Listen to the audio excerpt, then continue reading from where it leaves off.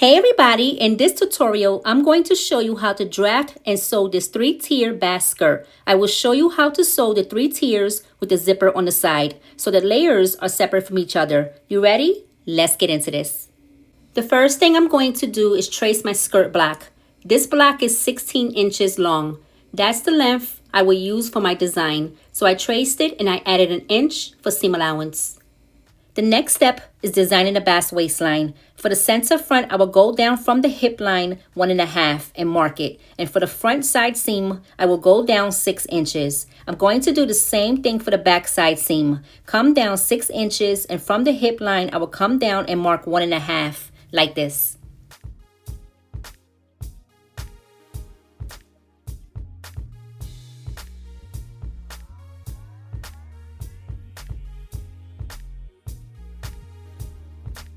Next is the slash and spread method. To make the slash lines, you have to get the hip measurement. So measure from here to here.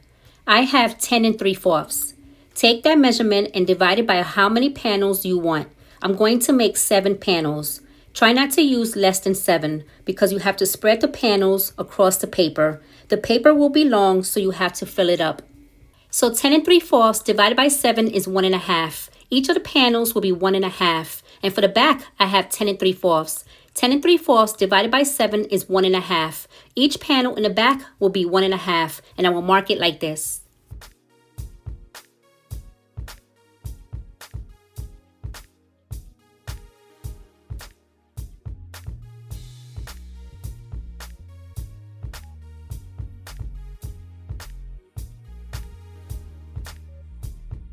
The next step is to measure the gathers. To get the measurement, you have to measure the bottom of the front and back yoke. For the front, I rounded it off to 11 inches. And for the back, it's 11 inches. So here is the formula for the gathers. For the front of the skirt, it's 11 inches times 2, which is both sides of the front, and it equals to 22 inches. 22 times 3, which is a 3-to-1 ratio, plus 1 inch seam allowance, equals 67 inches. And for the back is 11 inches times both sides equals 22 inches. 22 times 3 plus 1 inch seam allowance equals 67 inches. The zipper is going to be on the side seam, so the center back will be cut on fold. There will be no seam allowance on this side. After that, you're going to close the dart. As you can see, the dart legs are not touching the yoke line, so you have to put a straight line under the dart legs. And the ruler should be parallel to the hip line like this. Okay, so hear me out. I'm not going to cut this pattern right here because I'm going to need it for another tutorial for you guys. So I'm not going to cut it. But you guys can use the same pattern you're using, okay? So what I'm going to do is put it on another piece of paper and use this one. The first thing I'm going to do is cut the dart leg, but not through the dart point. And then I'm going to cut up from the straight line, but not through the dart point. After that, I taped it together. Once you close the dart, you're going to notice that the bottom has a gap, and that's good. So now you have a little space for the gathers. Put some paper underneath it so you can true the pattern. As you can see, it has a sharp edge. So I'm going to draw a smooth line so that it tapers back into the original line, like this.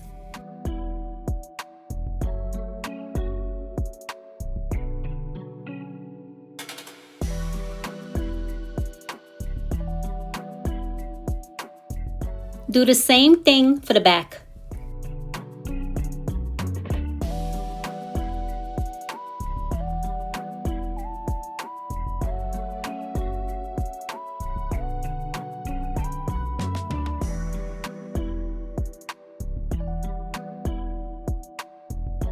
Next up is the 3-tier layers. We're going to have a zipper here, so we have to separate the front and back tiers. To make the tiers, you have to measure from here to here and divide it by how many tiers you want. I want to make 3 tiers. My measurement is 7 1/8. So 7 1/8 divided by 3 is 2 3/8. I'm going to mark 2 3/8 here and then go down and mark another 2 3/8.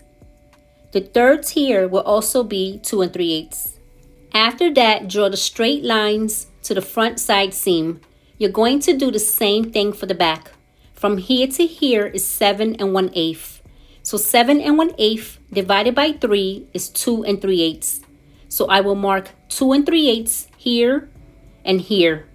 In order for the lines to match on both sides, the yoke on the center, front, and back have to be the same measurement, and the side seam for the front and back have to be the same measurement too. So here is the first tier, the second tier, and the third tier. This is the first tier, the second tier, and the third tier. Next is the panels. Now I could have done the design on the original pattern, but like I said earlier, I need this for another video, so I can't cut the pattern apart. So I just put it on another piece of paper, but you can cut it on the same pattern. So we're going to start with the front. Cut from here all the way around to here. Now you're probably wondering why these colors are here. So let me explain. From here to here is the first tier. I went down a 1/2 inch for the seam allowance, and I put it in blue. From here to here is the second tier.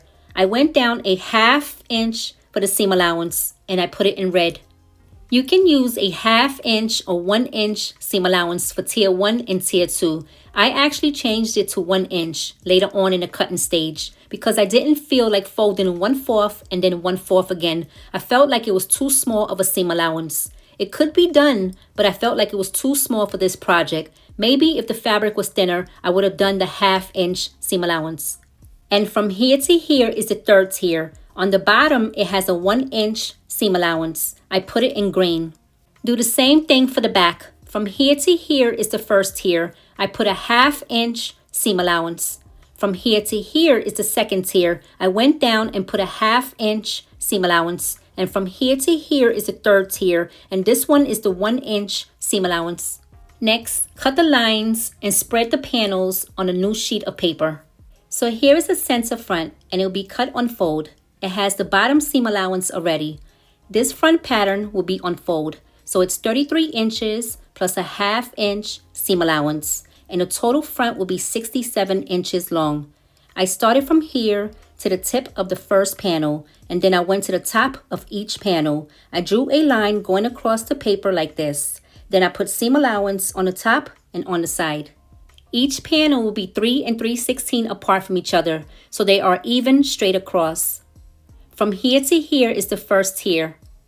From here to here is the second tier. And from here to here is the third tier.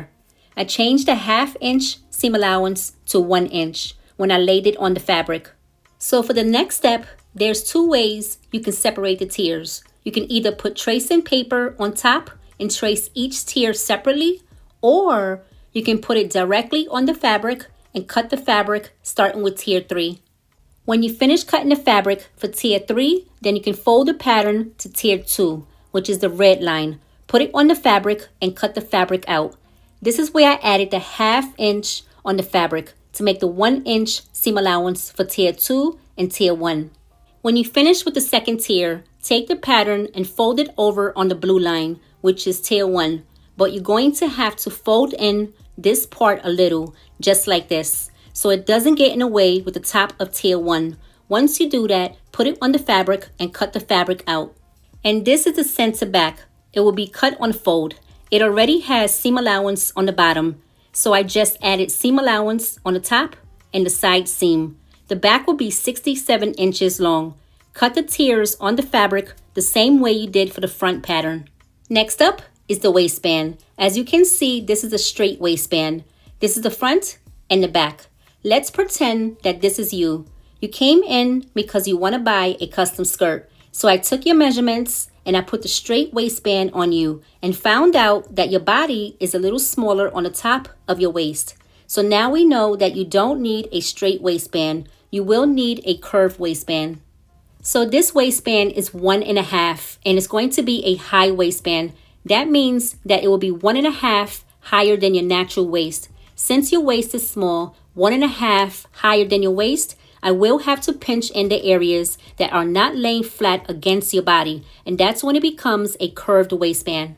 Now you probably want to ask, does everyone need a curved waistband? The answer is no, guys. Everybody does not need a curved waistband. Some people need a straight waistband because their body weight is the same 1.5 inch above the waist. Most of the time, a high waistband is either 1.5 or 2 inches above the waist.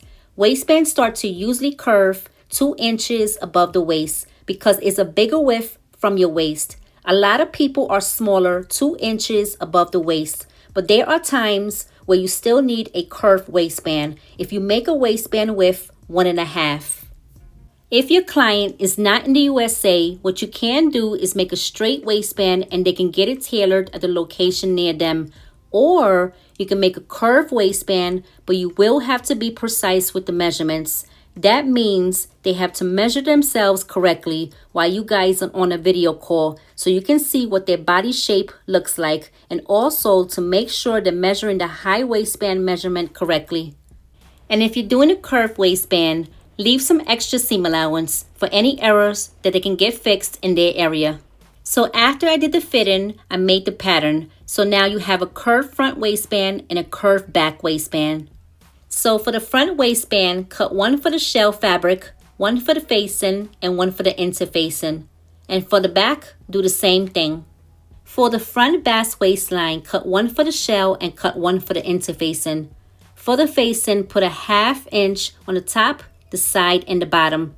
I also put an extra 3/8 seam allowance to fold over and sew a stitch in a ditch on the front of the skirt, but I'm not sure if I want to cut off the 3/8 and put the bias binding and then put the stitch in a ditch on the front of the skirt. If I do decide to put the bias binding, then I will keep the 1/2 inch seam allowance and cut off the 3/8 seam allowance. Do the same thing for the back, and these are the patterns. Next up is the sewing tutorial. These are the materials I'll be using: cotton interfacing, African print fabric, and a zipper. This is the front facing. The 1/2 inch seam allowance is if you want to put a bias binding and then sew a stitch in a ditch on the front of the skirt. The extra 3/8 seam allowance is if you want to fold over the 1/2 inch and 3/8, then sew a stitch in a ditch on the front of the skirt. I decided to use the bias binding, so I cut off the 3/8 seam allowance, and it's going to look like this. I'm going to use this bias tape, and I haven't decided which color zipper to use, but it might be the black one. So here's the front shell waistband interfaced, the front waistband facing, the front shell is interfaced, and this is the front facing. Then we have the back shell waistband interfaced, the back waistband facing, the back shell is interfaced, and this is the back facing. So this is the first front tier unfold, and this is the first back tier unfold. The zipper will be sewn on the right side. So what I'm going to do is sew the first front and back tier pieces together on the left side. Then I will sew the front and back second tier pieces together on the left side. And then sew the front and back third tier pieces together on the left side. The right side will be for the zipper. So I put the 3 tiers on top of each other and sewed them together 1/8 on top. I sewed the hems of each tier first. The zipper will be on the right side. So this is the center front.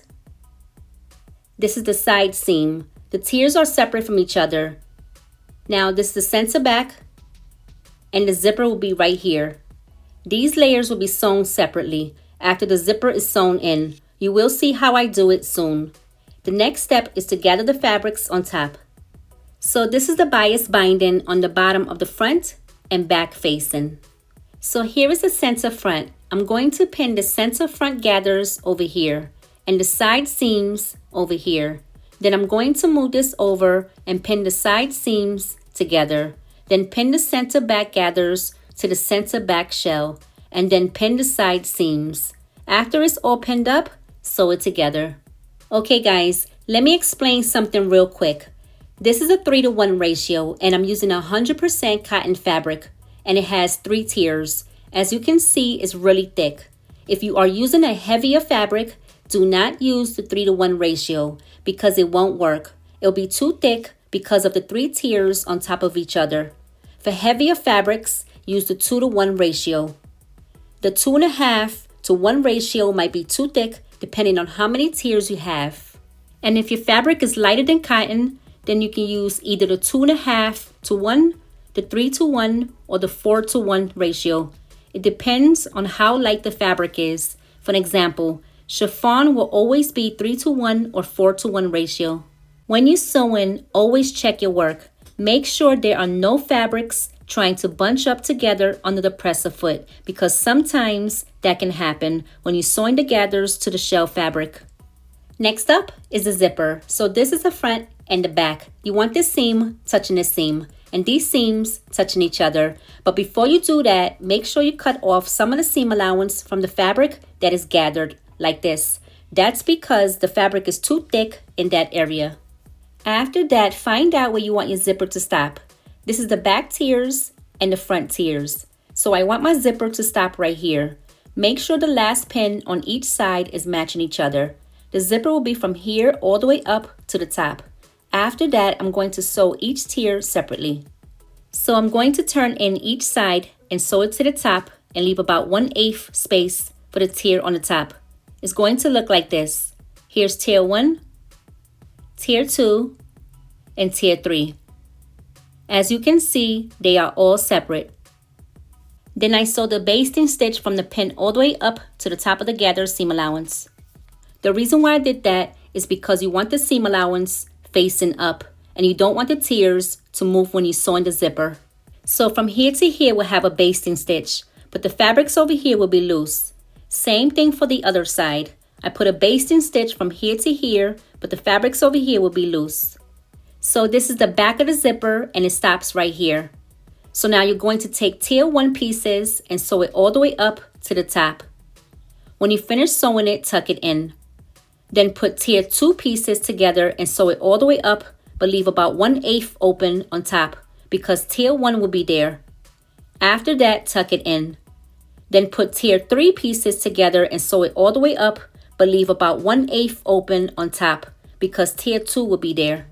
Before you sew the zipper on the waistline, make sure the side seams are lined up together.